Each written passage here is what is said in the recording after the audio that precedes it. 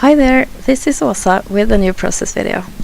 Today I'm making a page with the Crate Paper Notes and Things collection, and I'm using the 6x6 paper pad and the ephemera pack, and that's what I'm digging into right there.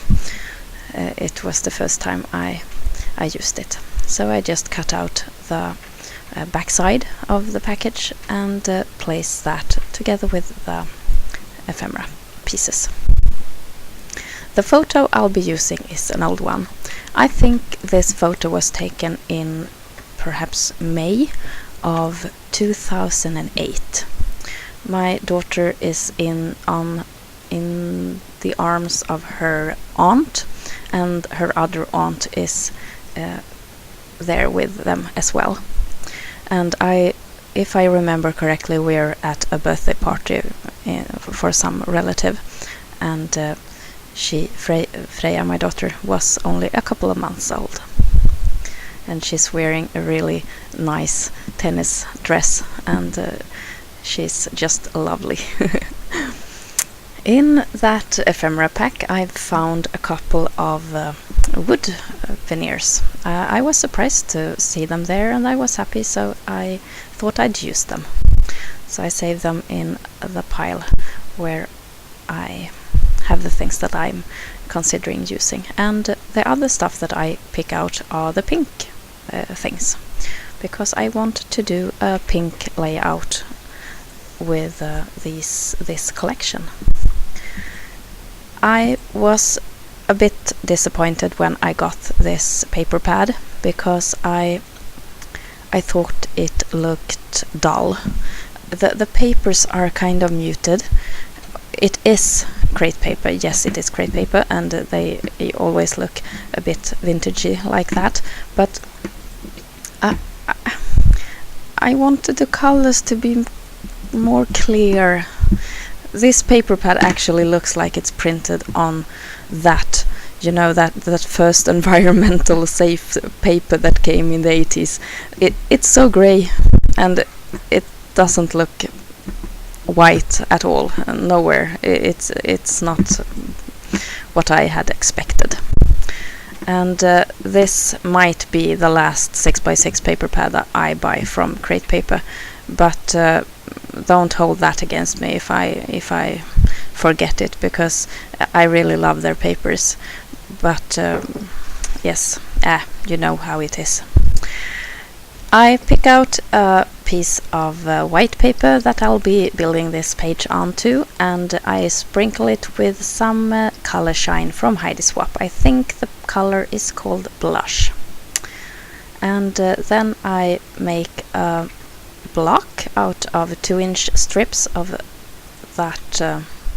those 2 pages from the paper pad that I chose. Now, I don't think it's 2 inches. I think I cut them 3 inches and 2 inches, so that I could have that darker paper on both the left and the right side. The paper is curling a bit, so I need to roll it the other way. I'm using one of my new doilies, and it's a 6-inch doily that I bought at the scrapbooking store I visited in Stockholm, and they are very pretty, and I like them. I have already used them a lot. They are a little bit bigger than my last doilies, so I can use them in a different way. And now I start layering with all those pink embellishments, and I really like these kinds of ephemeras where you get the tickets and the labels and everything, and they are non-themed, so you can use them pretty much anywhere. I really enjoy those, and these were very, very good as well, and some of them even had some gold foiling, which was a bonus.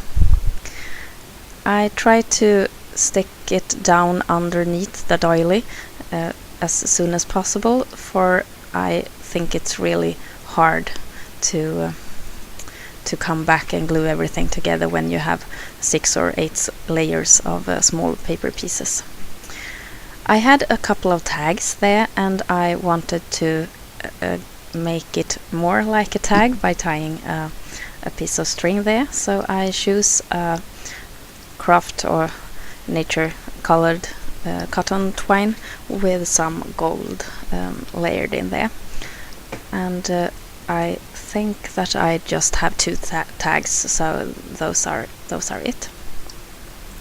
A couple of the ephemeras were clothing themed and packaging themed, so I have a couple of dress labels there, as well as a really cute note saying "please don't bend," and I also think the arrow there to the right of the photo, it says something like "this side up," and I thought that was quite funny because they're handling a baby, and that's I guess those things went through my mind when I handed her over.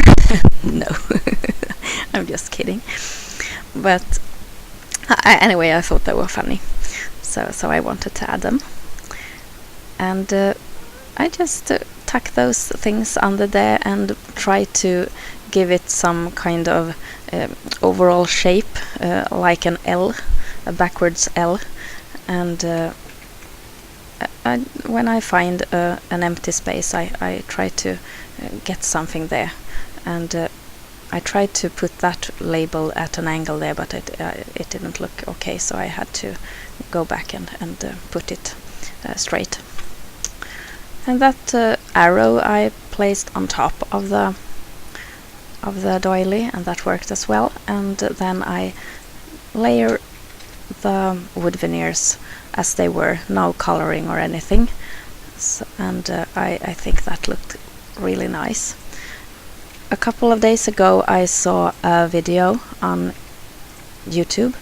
It was a lady from my from the group, Facebook group that I'm on, who had tried foiling wood veneers with deco foil and that glue that goes with that, and they look just awesome.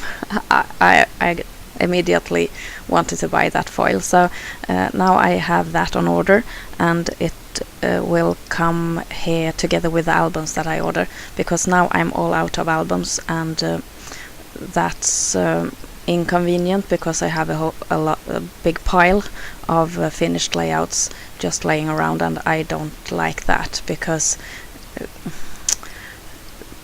if things get loose, I lose them forever. And yes, you know how it is. The cats might just decide to rest there, and I need to get them in an album. And the albums are already here. No, they are not here, but they are at the store. And now I've ordered the page protectors, and they are coming in about 2 weeks. So then I'll make a whole video with the stuff that I ordered together with those. Fun, fun, fun, fun. I found an old piece of patterned paper. It's got some lace kind of pattern in rows, and I thought it would be nice as a background for this page. So I cut off some of the edges. I usually go with 15 millimeters as the total on each direction. The title for this page will be Auntie's Doll, and I will spell that with 2 different alphas. One is a reddish, kind of pinkish color, an alpha from Simple Stories, and the other is a white alpha from Basic Grey. And this is the finished layout. I'm very happy how this page turned out. Even though I didn't like the collection very much, I think that it might work perfectly with my photos anyway, so I will give it my best, and I'm very happy that this photo got into my album after all these years. Thank you so much for watching. I hope that you have enjoyed this process video. Come back soon. Take care. This is Åsa. Bye.